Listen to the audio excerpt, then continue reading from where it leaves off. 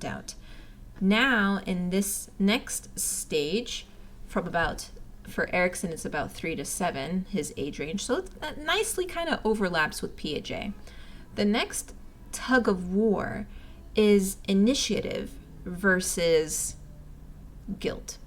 So what that essentially means is that a preschooler needs to be able to take the initiative and to try out things, to basically try and fail, to come up with thoughts, to come up with plans, and to try to execute those thoughts and plans.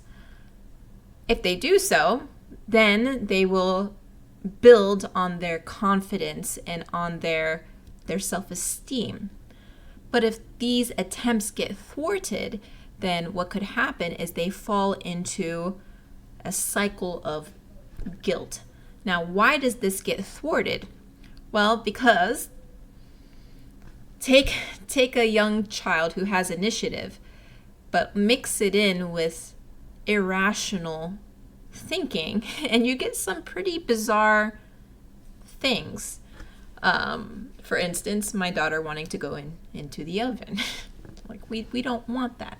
But other things that are a little safer, right? My daughter, for instance, wanted to explore climbing a tree. Now, the mom in me is terrified of this idea because she's just 2. She's just only becoming more coordinated. And trees have a very high chance of falling, both literally and figuratively. I mean, trees are pretty tall. But yet she has that initiative, she has that drive, she has that desire to want to climb a tree. Now, I have 2 options as a parent. I either let her attempt to do it, or I thwart her plans and I tell her no. And a lot of times, sometimes we have to step in, but sometimes, unfortunately, especially in our current society of overprotection, we tend to say no a lot. And so what will happen is if you're always thwarting a preschooler at this age, they will start feeling guilty of their own thoughts, as if they're incapable of coming up with good ideas, as if they're incapable of executing plans. And then it becomes worse with that guilt aspect, that their plans are harmful. Their plans are not good. Their plans they might interpret as being evil or bad or wrong, which can make them really feel guilty, which isn't good for long-term self-esteem and long-term confidence. So at this stage, again, like I mentioned last week, you got to kind of pick and choose your battles. It's really important to set the child up for success. Set them up to be able to take the initiative in a safe space, in a safe way.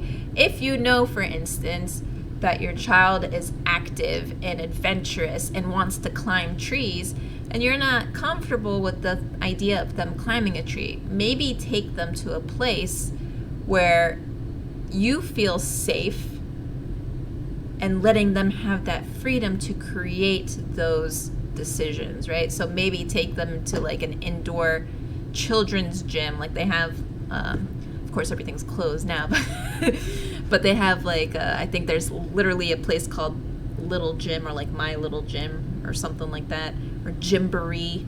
Take them to places like that are created with children in mind to let the child explore. If you know that they like, making a mess, that's their initiative, because they like to explore. They're very creative. It's not that they intend to make a mess. They're just trying to express their creativity.